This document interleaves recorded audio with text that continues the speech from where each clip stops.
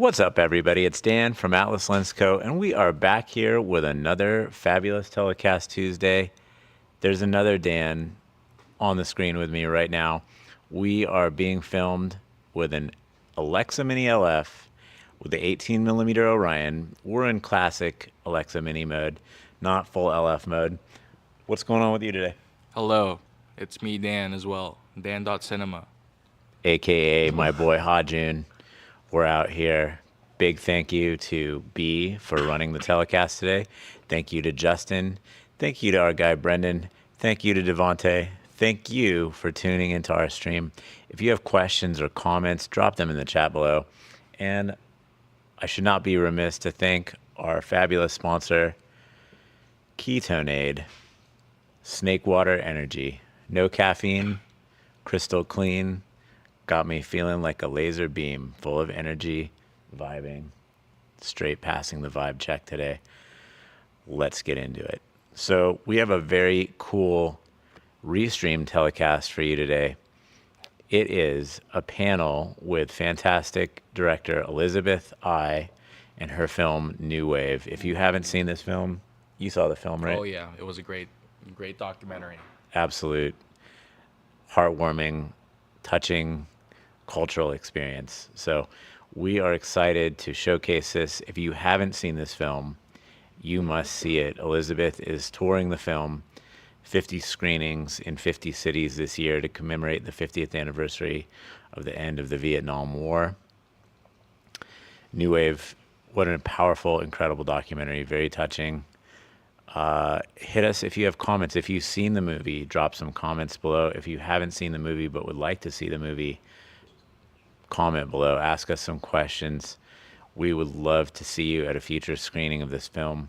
Highly recommended. Again, you're looking at us through an 18 millimeter Orion right now. And, you know, it's Tuesday telecast. Tomorrow is Big Wednesday here at Atlas, Wednesday. Every Wednesday, we do Wednesday. Every Wednesday? Wow. Every Wednesday. It's a recurring theme. So there's no excuse. I mean, you know, we don't have to be that. Why aren't you here? Yeah, why aren't you here? Why aren't you here? Come through. You know, it's like my grandma used to say, like, you never call. You look like you could eat something. We got a bagel with some shamir for you. Come through. Well, that's why we do the live streams. So that's in case you can't make it and to remind you. Yeah. Just like my grandmother calling me, reminding me. Yep. So thank you, everyone, for tuning in. If you have questions, I'll take your questions. Hajun will take your questions. Oh, I'll take them. And we have a couple really exciting events coming in. And while I mention those events, I'll also listen for any of your questions being fed to me by the amazing Justin D. What's up with the fantastic live quality Writers Hot Studios says? Well, the fantastic live quality, not only are we being supported by the technical consistency, brilliance, and show-upness of B, who's running the OBS streaming system and repiping that through our fantastic, what do you call that box? We got a cool box. YOLO. Hashtag YOLO live. It means you only live once. You only stream twice, though, with a YOLO live for stream. As long as you charge it, it will stream every week. You just have to remember to keep it charged. But it's a pretty cool mobile phone emulator box that we're feeding a signal from our Alexa into. So you're also looking at us through an incredible Orion Series 2x anamorphic lens. I know we're just blasting it today. We got a nice LUT. We're not using the vibrant LUT. I don't like that LUT, but we are using a pretty cool special commercial LUT here on the Alexa Mini LF. And we got a nice exposure. We're shooting at a pretty deep stop to just give a little bit more crispness to the scene. You could see the detail in our faces, our shining, beautiful faces here. And you could, of course, see the detail in hard ketones, Ketoneade Snake Water, which is keeping me locked into the stream. Ride the snake. Ride the snake. It is the year of the snake, so that's important, culturally relevant. True. We will take one or two more questions if anybody has any, but otherwise we'll pop right into that stream. We have a couple really exciting upcoming events. Hajun, you're going to be in Korea for Koba and potentially doing some really cool stuff with Koyo, which is one of our amazing resellers in Korea. We're also going to have some of our team going to ABC Semana in Brazil, which means the week of ABC. See, I've been studying my Portuguese. Wow. Not bad, right? Yeah, that's not bad. Trying. But yeah, you'll see some of our colleagues down there in Brazil. We are also getting ready for my favorite trade show of the year, CineGear. Ooh, yep. So that's here at Universal Studios Hollywood, home of where movies are made sometimes. I've never been Sometimes. to that lot other than the tour that they do. Oh, you're in for a treat. I haven't spent a lot of time working on the Universal lot. I've done it a little bit, but I do really love that tram ride. And I also want to give some big shout out to Bob Gurr, one of the creators of the King Kong tram ride, and Oh, yeah. also one of the creators of many of the attractions you can find at Disneyland. So, Bob Gurr, living legend. I recently saw a documentary with Bob in it called Living by Design. Highly recommend that documentary. You know, I personally prefer the filmmaking of the style of New Wave, but Bob Gurr is an absolute legend. So, that documentary gets huge points from me. Got to watch these two documentaries. They're killer. So, without further ado, I'll take one more question if it's coming in, and then we'll just jump right into the stream. We got two. Here we go. Oh. Two questions. Let's Oh, roll alright. it. Yep. Alfredo Visuals. What lenses do you recommend for the Canon R5? R5 is such an awesome camera. I have several lens recommendations, but I'd like to hear your recommendations. My top two recommendations are the Atlas Mercury series because they're small, light, compact, cover full frame edge to edge and beyond. But second to that, I would recommend the Atlas Orion series. Of course, I might be a little bit biased. I like anamorphic lenses. But if you're not shooting anamorphic and you need great lenses that go with that camera, personal opinion, the Canon RF 28 to 70 f2 is absolutely beyond goated. I mean, it's an f2 zoom through the whole range. It has autofocus. It's Canon, so you know it's looking crispy, but also smooth at the same time. It's like an onigiri, like, I don't know if I pronounced that right, but you know, you get the crispy seaweed on the outside, the smooth rice on the inside, crispy and smooth. What do you think? Yeah, I mean, I love character. I love like lenses that are not like first party or even third party that are just focused on the sharpness aspect. I really like the Fifth party. Fifth party, true. Yeah, like it's I myself I've been learning a lot recently how easy it is to get very, very affordable lenses out there that are vintage slash just old in general that are very easily adaptable to cameras like the R5. And yeah, the R5 is a great camera to kind of go with. That is, from what I understand, pretty much adaptable to any mount, and because of the flange and all Deep, that. yeah, short flange distance, long flange on those old SLR camera Yeah. lenses. So if you were to pick, I'm a Minolta person because I grew up shooting Minolta, but also because Minolta is goated. Pentax is also excellent. Are you a Minolta person or a Pentax person? I have absolutely no experience, but I did get a recent Pentax lens, the 28 millimeter, 2.8? 2.8. Yeah, that one's that was like my go-to. I recently did a 1 week long road trip, like on my own, like capturing different places with my film camera, and that was like pretty much the main go-to because it's a good wide angle, but without being ridiculous. So Controversial take of the day. Speed on a lens is overrated in modern times. Why would I say that?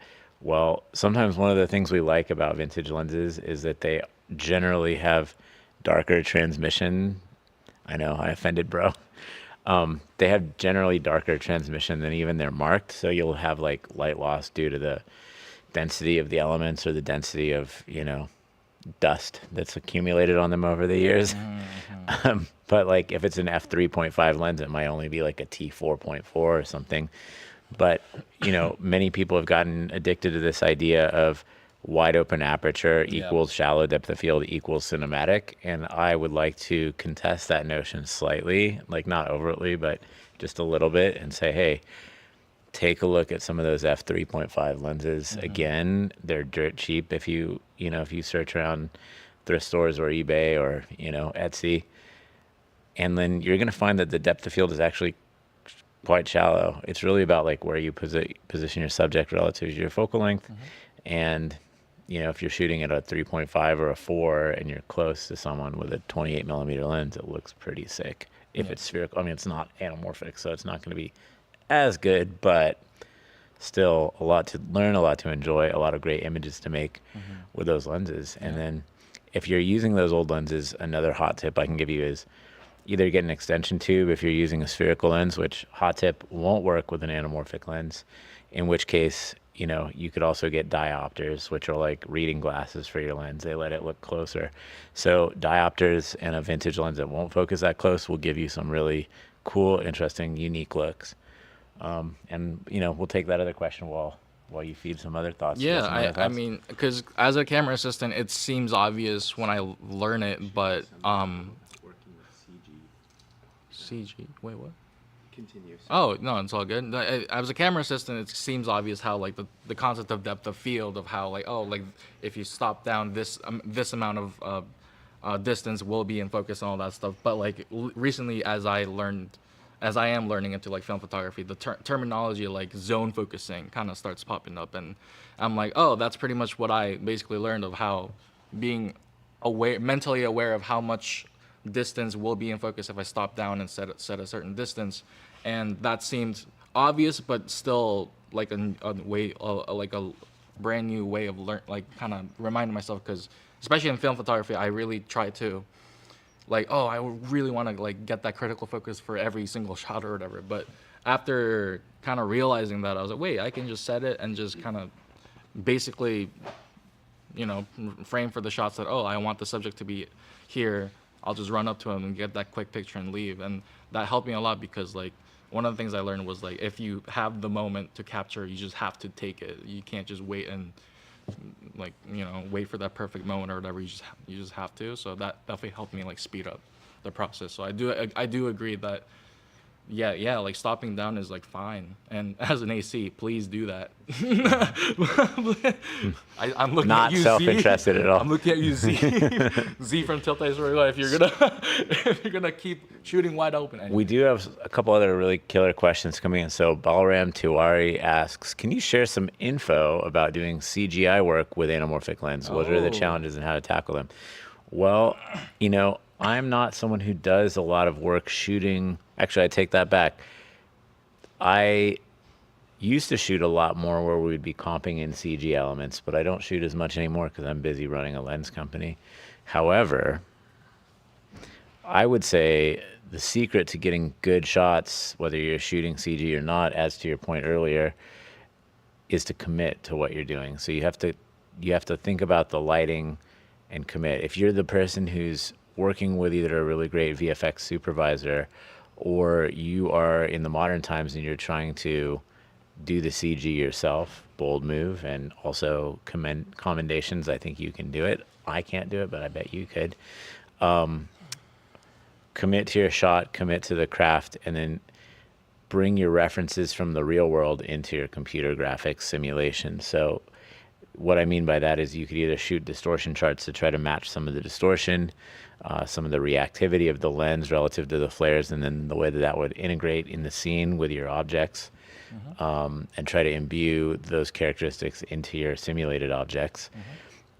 Otherwise, commit to the craft and commit to what you're doing. Don't shortcut your real world because of the fake world.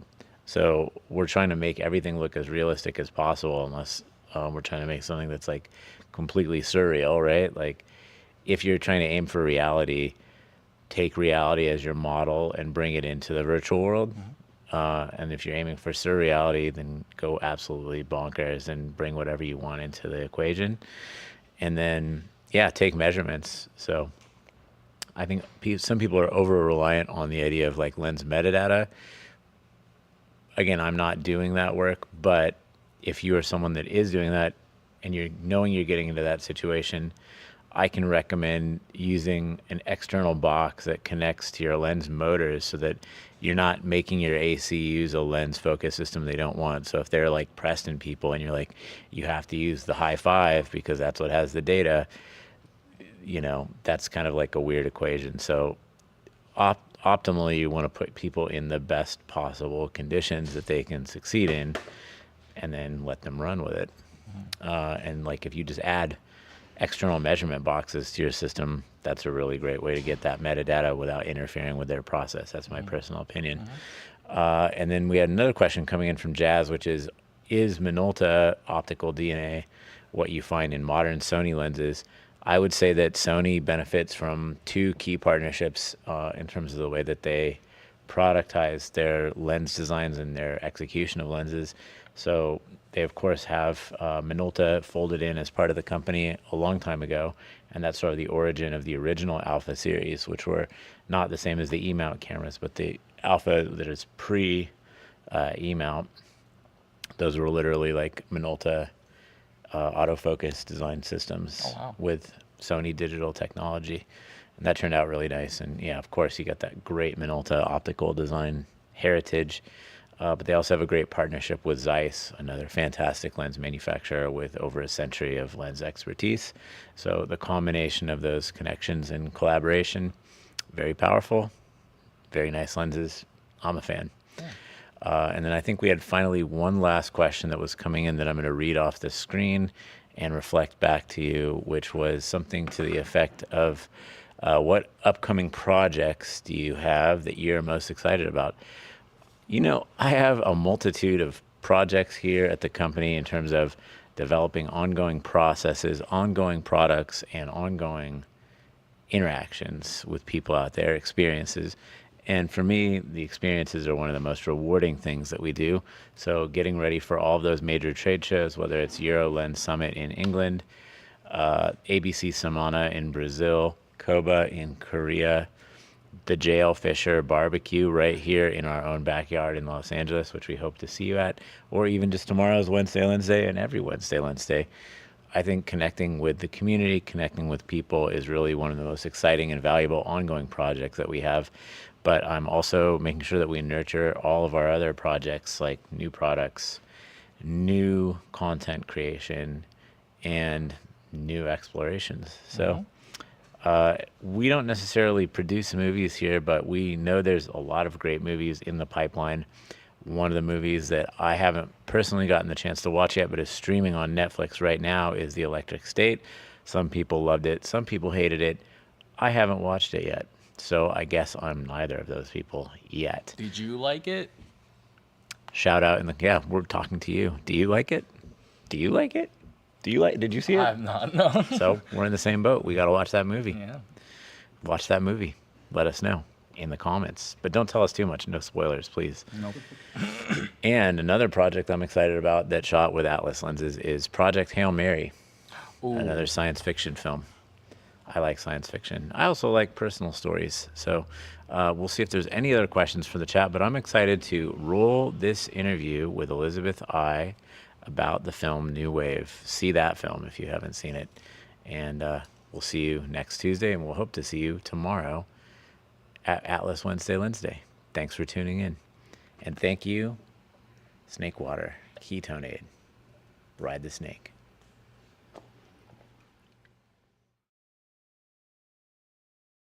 Thank you guys for coming today. It's so fun to see everyone's beautiful faces here. It's literally every Wednesday that we do this, and today is a really, really special one because we have Elizabeth and Bryant here. Dan and I watched this film a few months ago, and after it finished, I turned over to Dan and I was like, wouldn't it be amazing for the Q&A with the filmmaker? This is all before we even found out it was using any of our lenses. So that's how much we fell in love with the film. So thank you so much for making the time to come here. Hi, I'm Yeah, Elizabeth let me introduce you I, to Elizabeth. director of this film, New Wave, and Bryant Swanstrom, our DP, my friend of over a decade, who honestly just turned to him immediately when it was just like a seed of an idea. So there was a long exploration process. It took 6 years. It was excruciating to get through this film, because I actually made 2 films, and we can talk about that more in depth. But it was one film, and then I decided to explore it more deeply from a personal lens, and then I basically broke the entire thing apart and filmed for another year and change, and then made another movie. So thank you, Bryant, for being on that ride for 6 years. How many interviews are we doing today? Oh, 15? You want them all to be different? Yeah, it was painful, but we have this film now, and I'm so proud of it. So thank you, and thank you for watching it multiple times, Yes. Sharon and Dan. It's been a really beautiful journey to connect with all the people on this path of bringing out into the world. It's going to be its 1-year anniversary this June. We had our world premiere at Tribeca June 2024, and we've been to over almost 25 film festivals, and we're going to be in 50 cities around the world this year, in theaters and festivals, etc. So we're going to get to that 1-year mark, having, I think, close to 100 cities That's played. amazing. I wanted to ask you more about that initiative that you're doing this year, 50 for 50. Do you want to speak more about that? Yeah, so this industry is so hard. I feel like I was just telling Sharon and Bryant before this that every film that I've worked on as a producer, this is my first as a director, every film that I've worked on before this has had some form of distribution, a distributor, sales, or somebody pick up the film. This is the first time that I haven't been able to find distribution for a film. So at the end of last year, I was so sad because we'd won awards on the film festival circuit. We've gotten incredible press from New York Times, Vogue, Los Angeles Times, San Francisco Chronicle, like all these incredible publications that have given us reviews. But it was the first time that all the gatekeepers said different varying things where they loved the film, they were touched by the film, but it didn't match their mandates. And oftentimes right now, in terms of the documentary space, people want true crime, they want celebrity-centered docs, controversy, or sports. And this film, New Wave, doesn't fit any of those categories. And so, one executive did say to me, I don't know any Vietnamese people. Who's going to watch this film? And I share this often because I'm like, this is absurd that you're saying this to me. And so that's kind of been the journey. It's been really hard, but I think 50 for 50 was me saying, like, I believe, having gone to so many of the film festivals and meeting the audiences, and I would say more than 3/4 of our festival run and, theater run, we have had sold out audiences. So I was like, I know there's an audience, like I'm meeting them. And so this is the 50th anniversary of the end of the American War in Vietnam. It was a almost 3 decades long war. And I just felt like, well, it's the 50th anniversary. I should just put it out there. And in January, at some point, I just said, we're going to do 50 cities. If you want us in your city, let us know. At this point, we already have more than 40 cities committed. Different awesome. Institutions, organizations, film festivals have accepted us or invited us. So I'm very sure we're going to hit 50. So that's where the initiative came from, is to say, in the face of this crumbling documentary industry, we're still going to come out and show it to the folks that want us in, their theaters. That's awesome. Do you want to show the trailer first? Yeah. For those Are of we you- connected to sound here?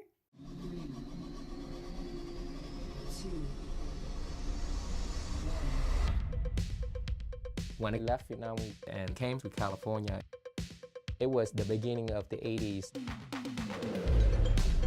All those Vietnamese refugees, can they become American? When I came here, I saw white singer, black, all kinds. But I didn't really see any Vietnamese singers. We were trying to find something that we can cling on to and say, this is who we are. New wave music. This is the music of the future.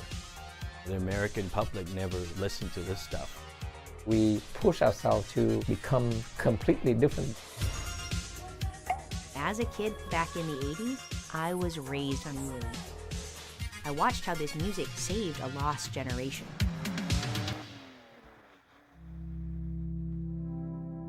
We were all looking for an escape. Now more than 160,000 Indo-Chinese refugees. How will they acclimate? Are we Vietnamese? Are we American? This new wave group is my second family.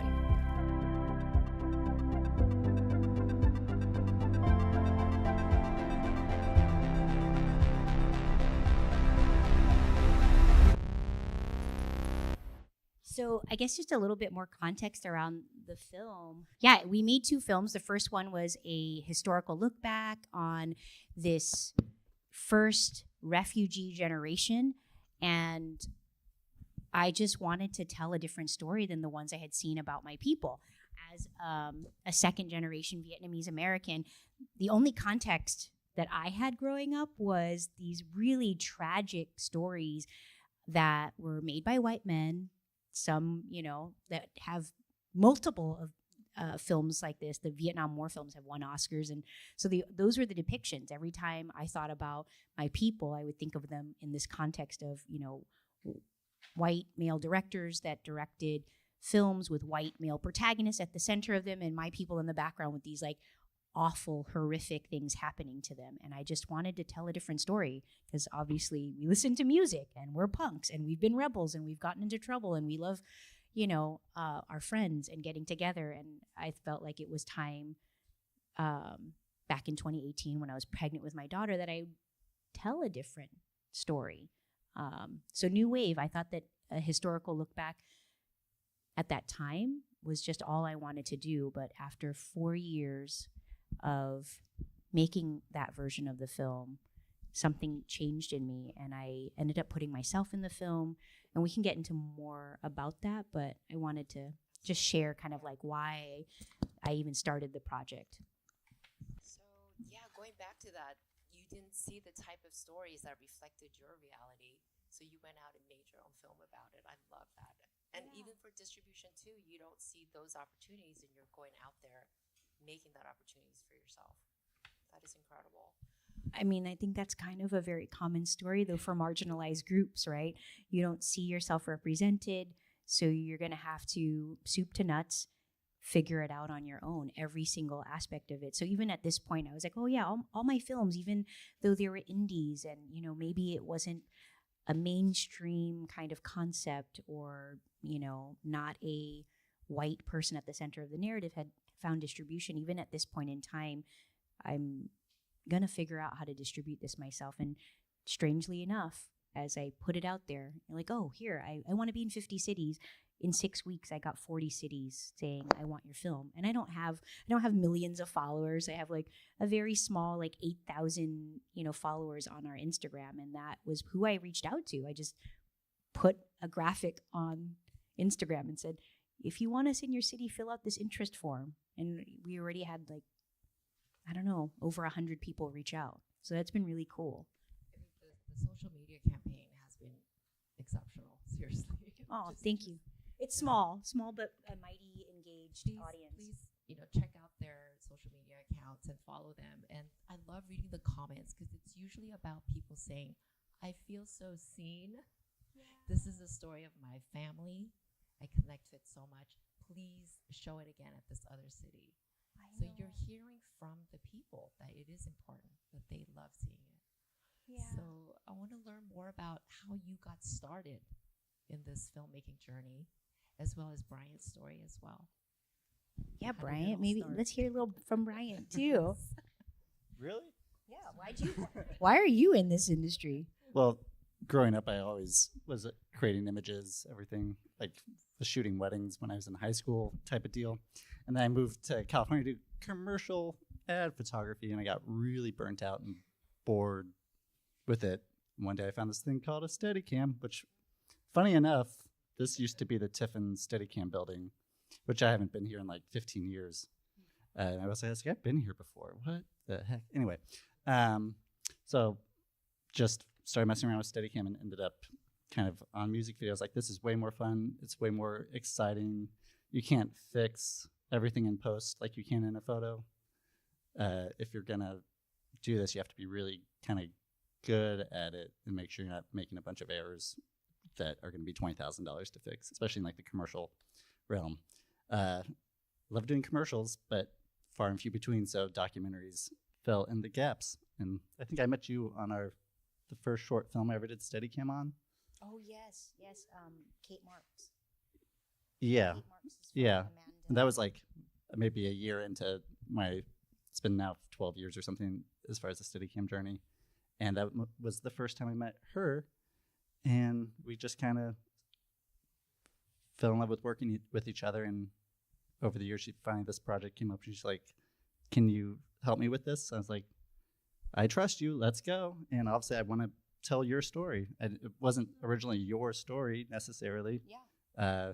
But it was a story. A story and now it's definitely your story. So, yeah. Yeah, and I think that's a great lead into why I'd always just loved storytelling, and I could never. When I started off on this journey, I was a producer, so I've been a producer for over a dozen years, almost 15 years now.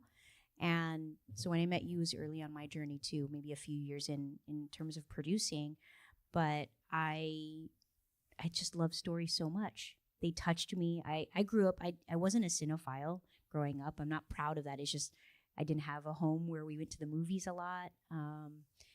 I loved books, and I could escape in these narratives that, they weren't mine, but you could feel for them. You could cry over them. You could, fantasize of where you would go, romanticize places that you've never been.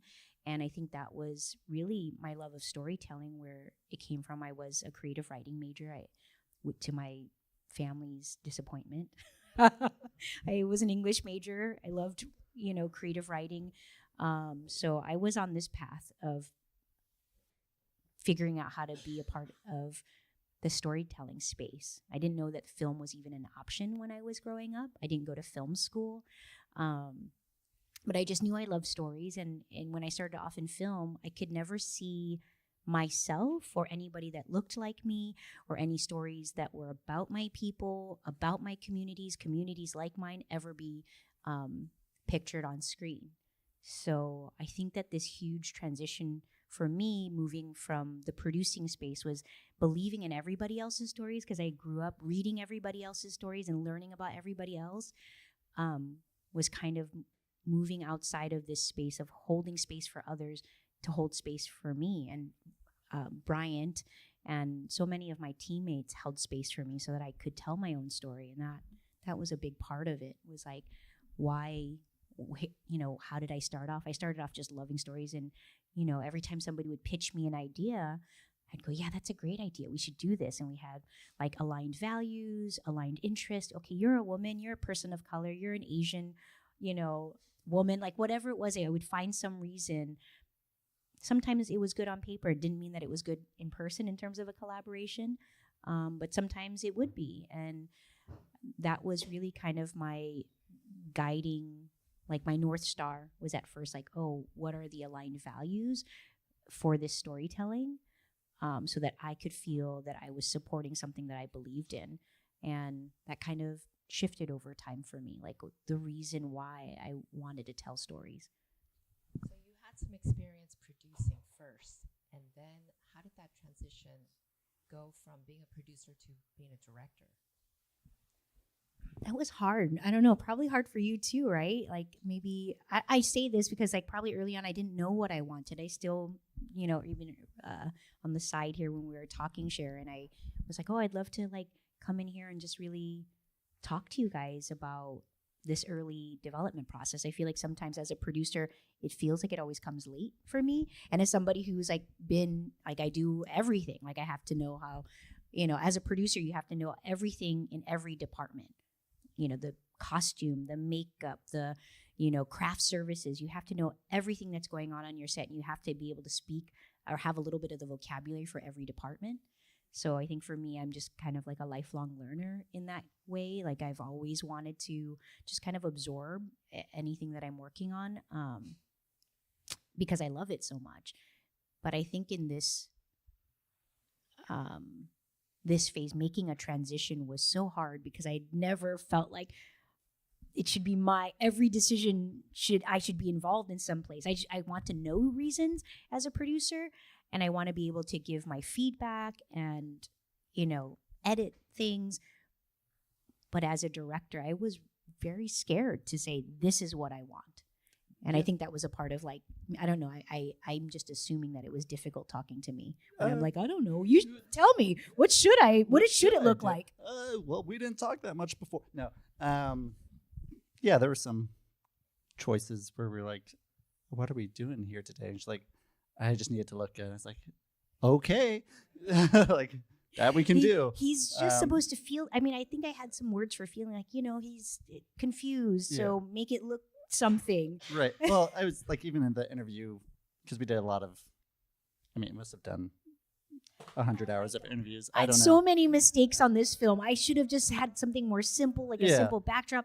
I don't know. I was trying everything like spaghetti, and then the film changed. Yeah, we fell into this trap of like, okay, every interview needs to look different, but we had this one kind of aesthetic of that we did one of the key characters interviews, and that really worked.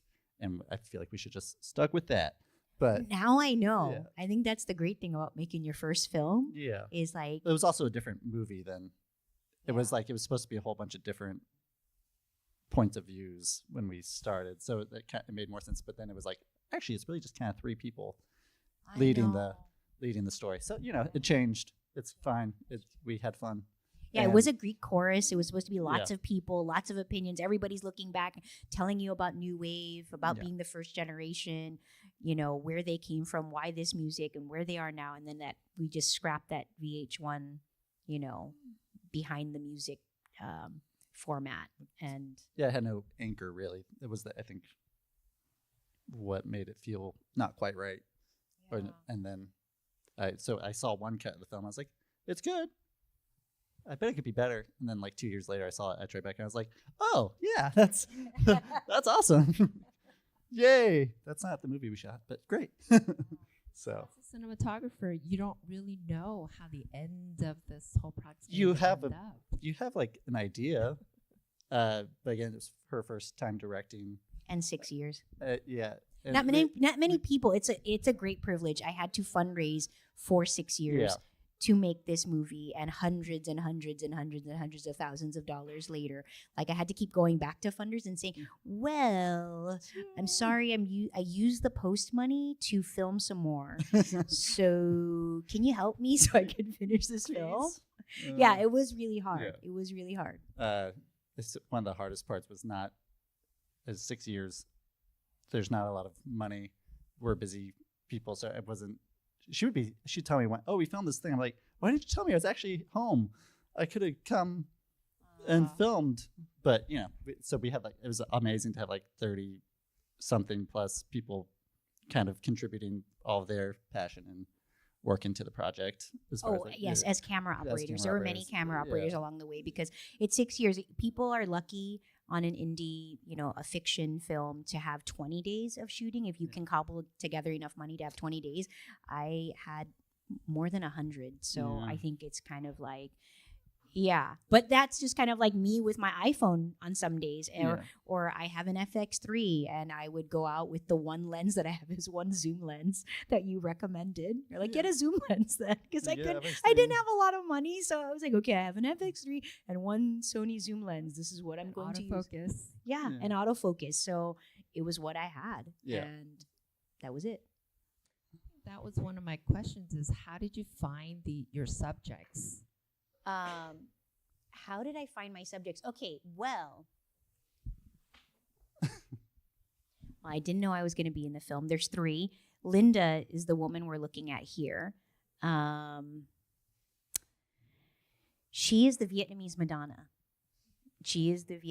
Like literally, that's what the community calls her. I did not give her that moniker.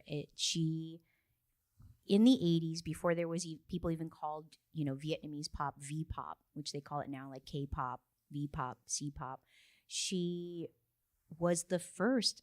I don't know. I don't think I've ever seen any Asian American woman in the 80s like wearing bikinis on stage. And, it was just a crazy time. It had been only less than 10 years since the end of the American Vietnam War. But 1984, I think she was like 16, 17 years old at that time. She was in high school and she was already like at these smoky nightclubs. Like she wasn't supposed to be there. She was underage, but she was singing in these nightclubs, just wearing like, a sequin bra top, right when Madonna was doing it. So, there wasn't anything like virality. People didn't talk about going viral, but like Madonna was what was viral back then. And she immediately picked up on that trend and that style, and she started to like dress like Madonna. And so I knew I had to have her in the film because the entire the Vietnamese diaspora is like 5 million around the world, and in Vietnam there's like 100 million Vietnamese people, but they all know her. Even little kids today know of this person from the 80s and 90s because she's still singing today. She's had a 4-decade-long career. Yeah. Within that community, she's really well known. So Very you well knew known. that you had to get her Yeah. first. And then how about the other? And then Ian subjects? was serendipity. Like I ended up at a nightclub. I wanted to go to these retro throwback parties where you would find people in their 20s to almost their 60s and they would be celebrating this music. It's so ubiquitous, this new wave synthesized sound in our community. I don't know what it is. It just anchored a lot of memories for people when they first got to the States and they listened to this music. So you can go to these retro parties in Orange County, which is the mecca of Vietnamese diaspora culture. It's also the first place that got called this area called Little Saigon. And there's always like some sort of throwback party, some weekend, some holiday, and there'll be a new wave throwback party. And so I went to a nightclub early because I got in touch with one of the DJs and we were just setting up. You were there. It was That's when you met Ian? No. Yeah, it was one of the first nights. Oh, really? Huh. I think so. I think it was you. Was it you? Oh, wait, that's at the I was at the maybe white it's- party thing. The Maybe new you wave- were at the second party. Second. I was. feel like we already knew Ian. Because Okay, I think I went to the first party. It was You filmed an interview with him I grabbed somebody before I else was to even on. camera operate that one. But I met Ian on the dance floor. He was like one of the first people to show up on the dance floor with his then girlfriend. And his girlfriend grabbed me. She's like, "What are you filming?" And I was like, "Oh, I'm just kind of like getting people setting up and coming in right now. I'm filming a new wave documentary." She's like, "Oh, well, this guy is the OG, so that's how I found." We interviewed like 4 dozen characters, but for some reason, the first person I met on the dance floor ended up being one of the main characters of the film. And I didn't want everybody to be like a famous person. He's like an everyday guy, fan, like an encyclopedia. Knows everything about this music, where it came from, who, like down to like, oh, I know the engineer of that track, like that. Like he just loves this music so much, and he was the son of a poet, so an author, a very well-known author from Vietnam, and he was just able to speak so well. His stories, his anecdotes, everything just was really great coming from him. So he was one of the original DJs from that era in the 80s. He was also a teenager, like 14, 15 years old at that time in the mid 80s. And he just stuck. But even though I tried to keep searching, I don't even know what I was looking for at that time. I was like, I want to interview everyone, the stars, the producers, the fans. But he stuck through all those years. One of my favorite shots in the movie, it's kind of silly, is in the credits. There's the credit of all the people who donated photos, and it's like it's like 1,000 Vietnamese names all in one. It's just kind of cool to see it. Yeah. So there's a lot of crowdsourcing. Oops. Yes, lots of crowdsourcing of images that came through. So I'm very, very grateful. In the book too, if you want to take a look at the book. How did the idea of making a book come about?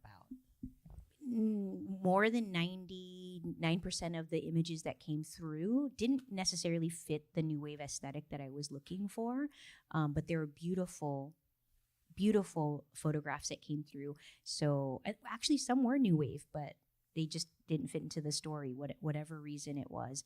And so I knew that I felt responsible that I was collecting a very specific era, time period, and I just wanted to be able to continue to like share it somehow. So the book idea, I pitched it to the to Angel City Press, who was acquired by the Los Angeles Public Library, and they immediately said yes. I think they were looking for more books to publish in this space where marginalized communities would have, would have their stories shared. That's amazing. And then there was also an exhibit, right, in Culver City? Oh, yes. Yes. Venda, the head curator of Venda Museum, was at a talk that I gave at USC, at Los Angeles Institute of the Humanities. What the head curator was at one of my talks, and he invited me to come to the Venda Museum, and then we ended up talking, and I told him about the project. He didn't see the film because it wasn't finished yet at the time, nor the book, but I told him I have all these archives. People have sent me physical media, VHS tapes, cassettes, DVDs, reel-to-reels. I don't even have a reel-to-reel machine. So I'm like, I have this reel-to-reel. They sent me all this material, and so I told him I had it. And so he ended up doing we did an installation, kind of like an open install in these like glass cases at their museum that was up for 6 months. So yeah, I feel very grateful. It has been a very multimedia thing. We have a zine, we have a book, we have a film, our soundtrack, and actually there are other universities right now that I'm in conversation with that are doing photo exhibitions of the archives. So it's been really special. I think that's been the big reward around this project, is that even though, these big, conglomerates, these studios and streamers haven't said yes to giving us a tile on their platform, a lot of other institutions have said yes in ways that I didn't anticipate seeing. The project, I call it the project because it's not just a film, has been received and loved. So it kind of sounds like you were able to kind of reach out to the support network of friends who were very talented to kind of come aboard. Yeah. I mean, that's incredible to get to work with your friends who support and love you and want you to succeed. Yeah. It's so cool. Really, everybody always asks at the end of Q&A, so I might as well just say it now. People say like, oh, what do you tell aspiring filmmakers? And I always do say, find your friend. It's really hard to work in isolation, and it's your people that are going to help you. And I could not have done it without Bryant. And don't be afraid to ask for favors. I don't like asking, but it helps. Yeah, it's really hard to ask, but like find your people, and those are the people you're going to be asking. Like sometimes I do ask random people. They DM me, and I'm like, well, would you like to do this? And they're like, yes. Sure. I'm like, oh, okay, really? Wow, that was surprised. Yeah. So yeah, like a theater would just be like, oh, are you planning on coming to Toronto? Will you show here? I was like, well, would you like to sponsor my travel? And would you like to find an organization to cover an honorarium or something? And they actually will say yes. I didn't. You don't anticipate any of these things. I'm not going to every city of the 50-city tour, but I'm going to close to half of them, and it is because of the generosity of the community. And they're not necessarily Asian. They're not female. I would just ask back, like they say, oh, will you come? Do you want to screen your film? Do you want to be here for a Q&A? And I was like, well, are you going to pay me, or do you have an organization? Would you like to sponsor? And sometimes the theaters will just say yes. I'm just so shocked. I'm like, really? Oh, okay. So definitely ask. I don't know 90% of the cities, institutions that have invited New Wave to screen at their venues. Yeah, I wanted to really ask you that. Like, now that you're kind of at this stage, part of this journey, how do you feel? Like, like a year ago, where you are now. I want to hear from you and also Bryant. How do you feel, Bryant, now that you know what the film is doing? I'm just excited that you get to show it to people, and every time you go anywhere, everyone comes to, like, it sells out theaters or close to almost everywhere you've been. And the 2 screens I went to were like the one we did in Orange County. They sold out 2 screens. And the same night, you're like, oh, this is amazing to see people actually really, and then just loving the movie after and just singing the praise of it. So, and mostly for the reason of, like, they feel seen. Like, there's like a whole community built around this one movie. So I feel really strong. I feel like, motherhood was already this huge undertaking. I didn't think that I could do. I didn't think I could be a mom. I was like, this is so crazy to have gone through this life without parents. This movie has a huge kind of like parent-child relationships theme in it, like how hard it is for displaced people to get through life, but then there's more in terms of an intergenerational dialogue that's happening in this film. So I think that I have spent a lot of my life feeling very, very scared, but not knowing it. And now that I'm kind of free falling into this self-distribution space, I'm being here. I feel so lucky. I think this is one of those things where I just jump at the opportunity because people are embracing the film. You're inviting me into your space, and that's been so special. It does feel like a living room. I don't want to talk at you. I hope we get a chance to, chat after this. But I think a lot of it has been, I've spent a lot of my life very much in fear of the unknown, to now going, wow, people are better and more generous than we really think. I think the kind of the doom scrolling and the news and all of that we can get inside our heads, it's like going out there and having the conversations has been a huge, a huge part of the reward of making a film, telling your story and getting to connect with so many people that feel like seen, or you're telling their story. I keep hearing that, and I feel so lucky. And people don't just look like me that tell me that. In fact, I got this very beautiful letter from a white British man this morning who saw the film in London, and he was like, I just had my second kid, and your film moved me so much.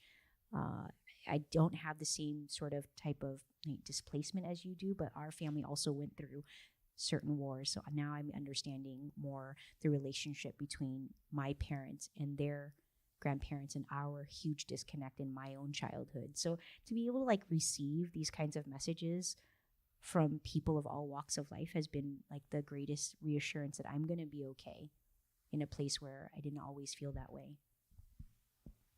Also wanted to ask you before we open it up to the audience,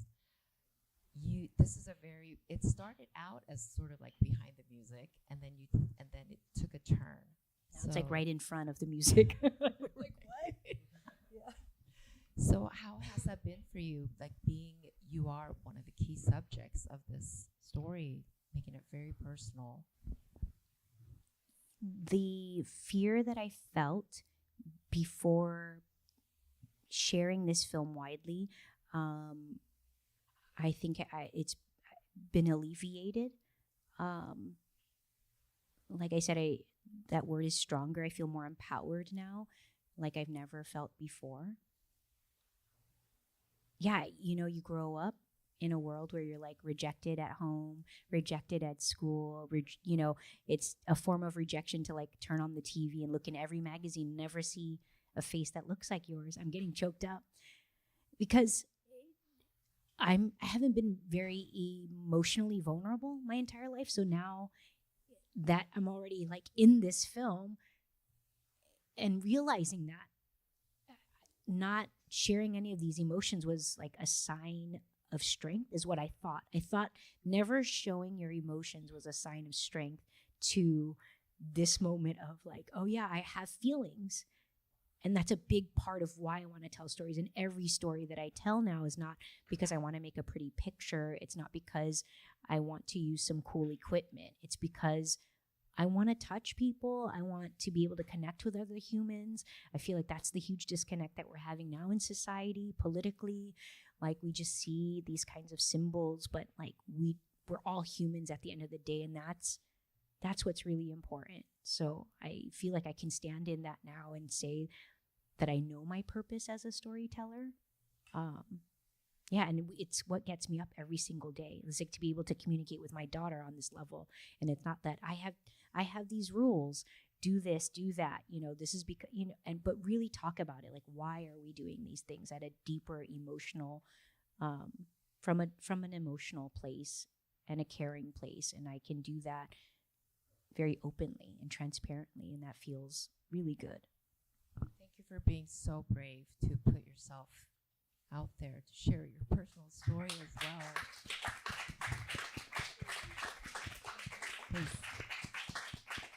I think it has certainly touched me and Dan in our personal lives, but I think it's given people a lot of things to think about and a tool for conversation as well. So that's really brave of you to do that. So thank you for doing that. Thank so you, guys, Shannon. we're gonna open it up to Q&A.